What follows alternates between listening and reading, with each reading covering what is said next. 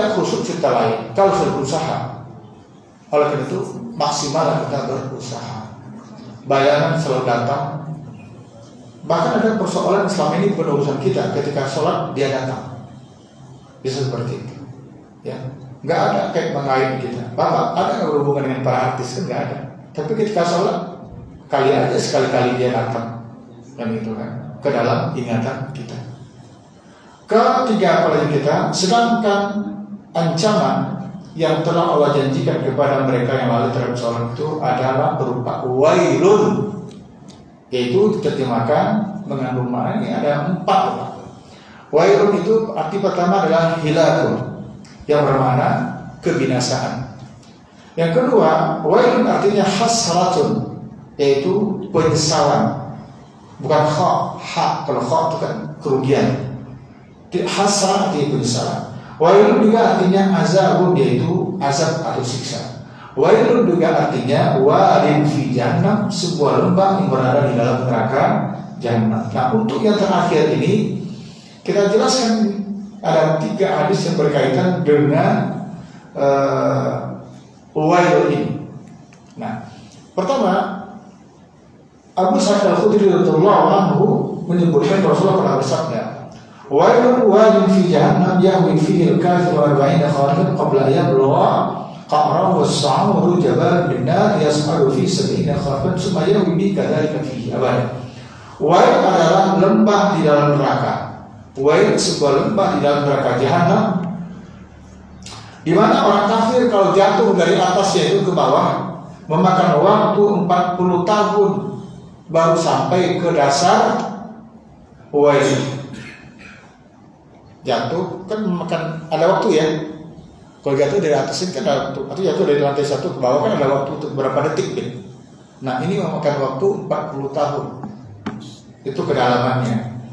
Di dalam wail itu juga itu ada salt, yaitu sebuah bukit yang terbuat dari api, di mana setelah mereka jatuh 40 tahun nyampe ke situ kemudian naik lagi, ngais itu bukit dari api itu memakan waktu 70 tahun baru sampai ke atas. Setelah itu jatuh lagi dan begitu seterusnya. Itu wail, itu yang pertama. Yang kedua berkaitan dengan aliran air di neraka itu. Abdullah bin Mas'ud radhiyallahu anhu meriwayatkan bahwa Rasulullah SAW pernah bersabda, yakni wailun wa fi jahannam yasiru fi sadiru al-nar ju'ila lil mukadzibin.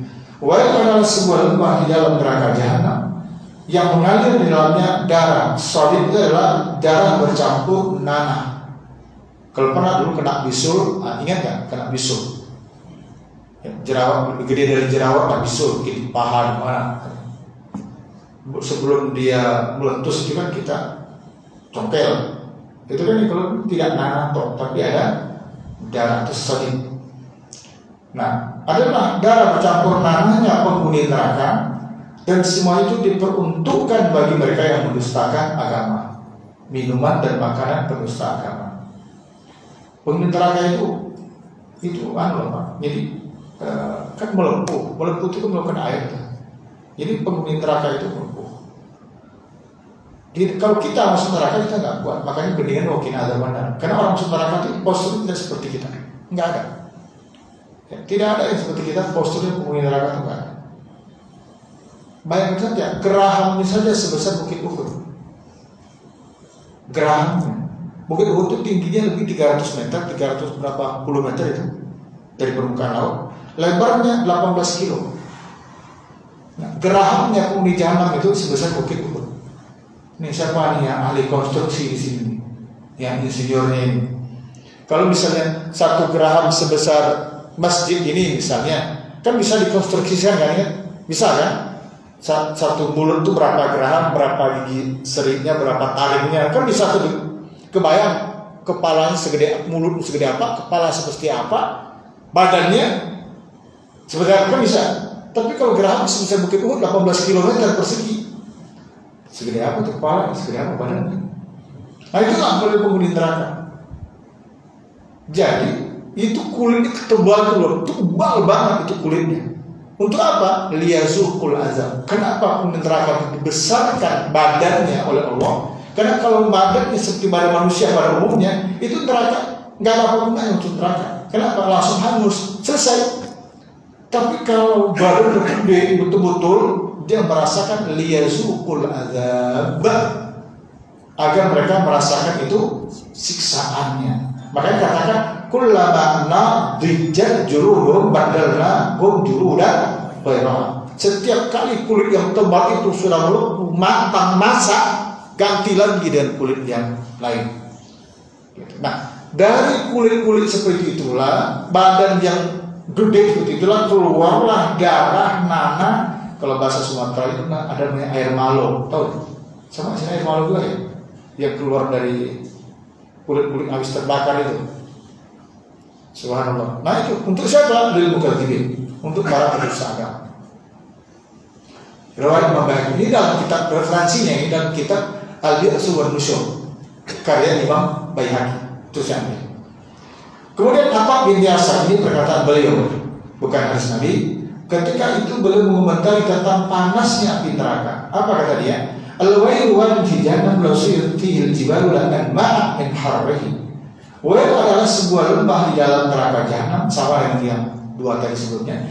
Namun sekiranya dimasukkan gunung, pastinya bukan gunung es, gunung batu lah. Kalau gunung es mah gampang hancurnya. Dimasukkan gunung ke dalamnya, gunung batu, niscaya gunung tersebut menjadi hancur karena panasnya. Itu panas banget. Ini juga asar ini disampaikan di dalam kitab oleh Imam Baihaqi. Semua arti yang dijelaskan di dalam memberikan jawaban betapa besarnya dosa dan ancaman bagi orang-orang yang suka melalaikan sholat.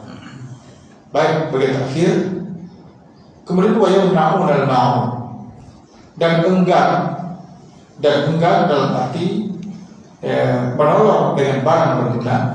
Wayamna'un al-ma'un. Sebagian besar ulama berpendapat bahwa yang dimaksud dalam ayat ini adalah orang-orang yang tidak mau mengeluarkan zakat. Namun, ya Ikrimah Maula Nabi SAW, pembantu Nabi, Ikrimah juga seorang tabi'in, salah seorang ulama besar di kalangan tabi'in, Ikrimah, yang banyak para sahabat menjadi gurunya, bukan hanya kepada Ibnu Abbas. Dia melalang buana kemana-mana. Dia seorang ahli hadis, Ikrimah. Ya, pernah ditanya, apakah semua orang yang tidak mau memberikan kebaikan kepada orang lain itu diancam dengan neraka Wail? Wayamna'un al-ma'un tadi, apakah semuanya mereka diancam dengan Wail? Kata beliau, la, tidak. Walakin man jama'a salasuhunna falahul Wail.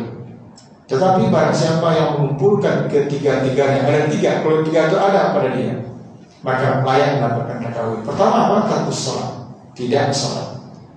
Yang kedua ria dalam amal berbuat. Yang ketiga wal bukhli bil ma'un, yaitu pelit, bakhil terhadap barang-barang yang berharga.